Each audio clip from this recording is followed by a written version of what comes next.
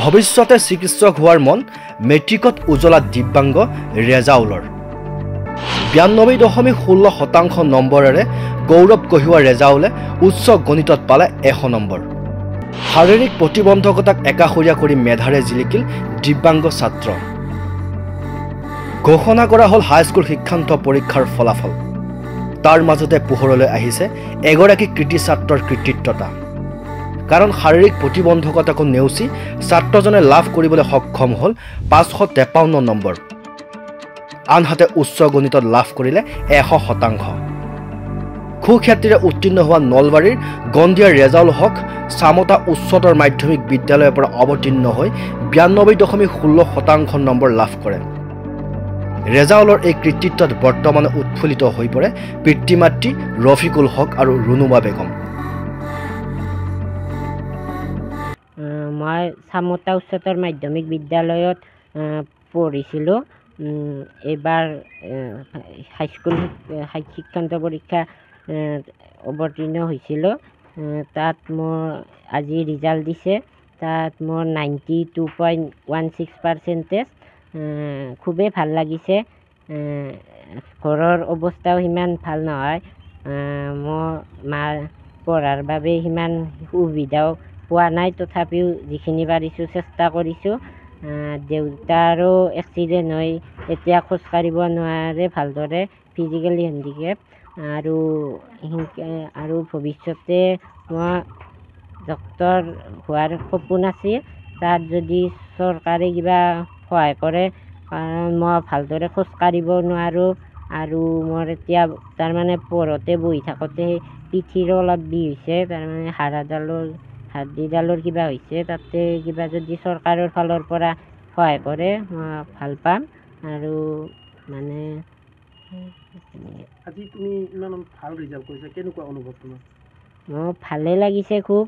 এই ৰিজাল্টৰ আঁৰত আছে মা দেউতা শিক্ষাগুৰু আৰু মোৰ বন্ধু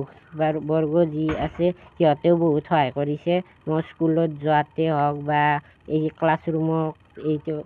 স্কুলতে ক'ৰবাত এইটো ৰুমৰ পৰা সেইটো ৰুমলৈ যোৱাত বা কিবা সেনেকৈ বহুত সহায় কৰিছে সিহঁতে ধৰি নিয়ে দাঙি নিয়ে সিহঁতে বহুতখিনি সহায় কৰিছে কোন মহাবিদ্যালয়ত নামভৰ্তি কৰিম বুলি ভাবিছা মই এতিয়ালৈ তাতে আমাৰ সেই চামতা উচ্চতৰ মাধ্যমিক বিদ্যালয়তে আছে পিউ চাইন্স তাতে পঢ়িম বুলি ভাবিছোঁ ঘৰুৱা শিক্ষক লৈছিলানে ঘৰুৱা শিক্ষক লোৱা নাই মই মানে যাব নোৱাৰোঁ যিহেতু আৰু ঘৰতে যিখিনি পাৰোঁ সেইখিনি চেষ্টা কৰিছোঁ আৰু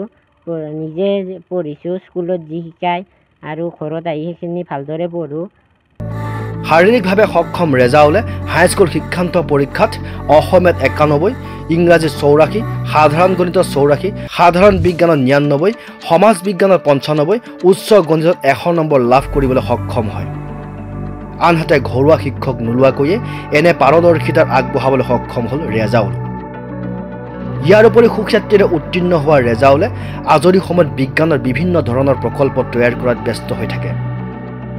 পৰৱৰ্তী সময়ত বিজ্ঞান শাখাত অধ্যয়ন কৰি ভৱিষ্যতে এজন চিকিৎসক হোৱাৰ সপোন দেখিছে ৰেজাউলে কিন্তু আৰ্থিক অসুবিধাৰ বাবে চিন্তিত হৈ পৰিছে ৰেজাউলৰ লগতে পৰিয়ালবৰ্গ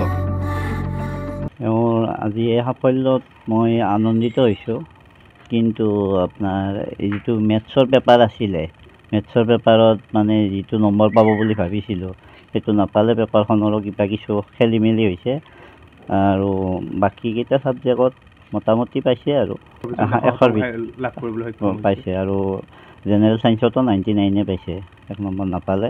কিন্তু তেওঁ এই যি নম্বৰ পাইছে কোনো ধৰণৰ টিউশ্যন পাতি একো নাই আৰু নিজে ক্লাছখিনি কৰে আৰু মই সদায় কওঁ যে ক্লাছত যিখিনি শিকায় সেইখিনি মানে দিনটোৰ ভিতৰত কমপ্লিট কৰিব দিওঁ আৰু ৰাতি হ'লেও কমপ্লিট কৰে সেইখিনি আজি এওঁৰ সাফল্যত মই বহুত আনন্দিত হৈছোঁ যদিও অন্তৰত বহুত দুখ কাৰণ তেওঁ নিজে বুলিব নোৱাৰে আৰু সেয়ে মই তেওঁৰ চিকিৎসাৰ কাৰণে যাতে মুখ্যমন্ত্ৰীয়ে কিবা এটা ব্যৱস্থা কৰি দিয়ে তেওঁ নিজে বুলিব নোৱাৰে ভৰিটোৰে আৰু তাৰ উপৰিও পিঠিত তেওঁৰ মানে যিটো স্পাইনেল কৰ্ড আছে সেইডালো বেকা হৈছে এতিয়া বৰ্তমান সেইটোৰো মানে কিবা এটা ব্যৱস্থা কৰি দিয়ে চৰকাৰক আবেদন মানে এইখিনি তেখেতসকলে যাতে ব্যৱস্থা কৰি দিয়ে আৰু মানে নিজে এতিয়া যিটো পৰীক্ষা দিছে তেওঁ লগ বন্ধুৱে যথেষ্ট সহায় কৰিছে, ছাৰসকলে সহায় কৰিছে।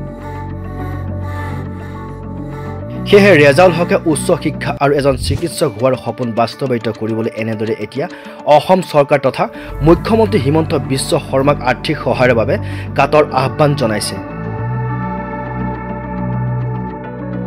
নলবাৰীৰ পৰা পিংকুমণি ৰায় চৌধুৰীৰ ৰিপৰ্ট, মাই নিউজ এনি।